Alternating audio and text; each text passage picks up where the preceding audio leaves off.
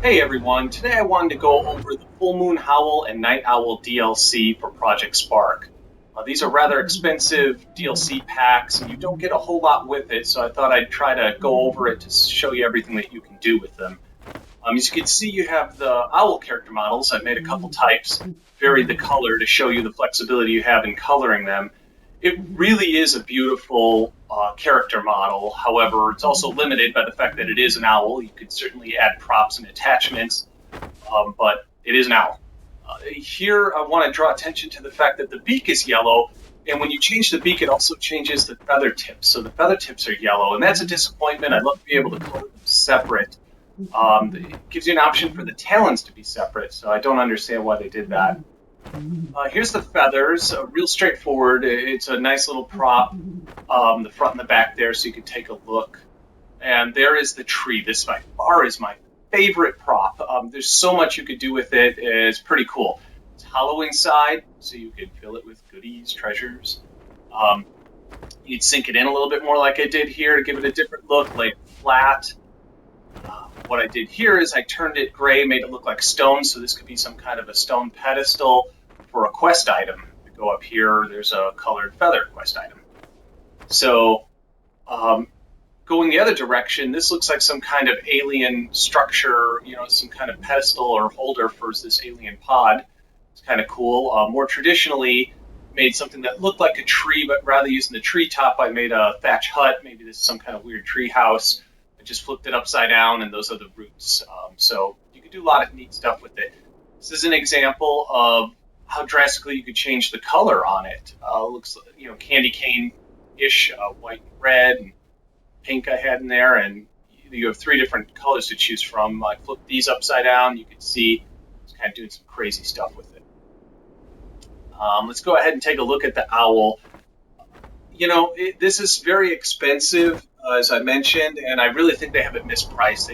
I wouldn't suggest anyone buying this unless they had the extra points or the money and just want to collect everything, because the flying isn't great. You could build your own flying controls much easier.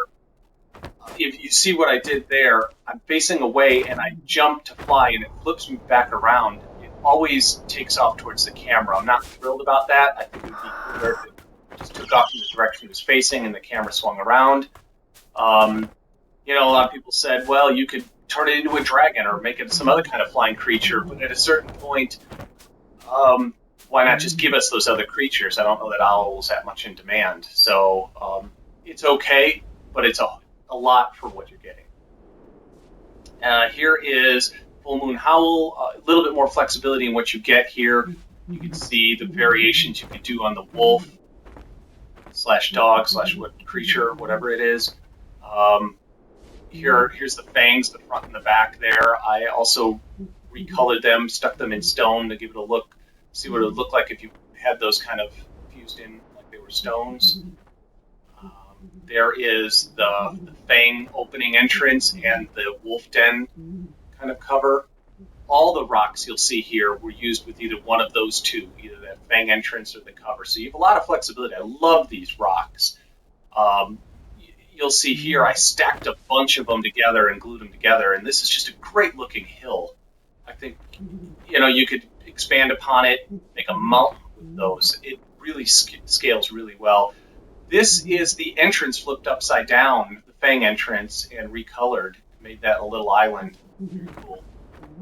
So let's take a look here. There's the fang quest item, and that is the fang pedestal just sunken in, flipped upside down. Feel kind of the same way. It's not quite a werewolf look, and it's not quite a dog either. It's somewhere in between. It fits nicely within the world of Project Spark as far as the look.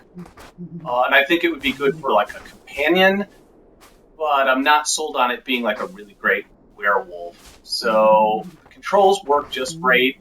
I think it's pretty cool. You could certainly do a lot more with it than maybe the owl, but it is what it is.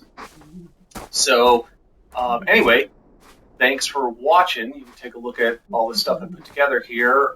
You can follow me at Steampunk Raygun, and on Twitter at Steampunk Raygun, or on YouTube, The Steampunk Raygun.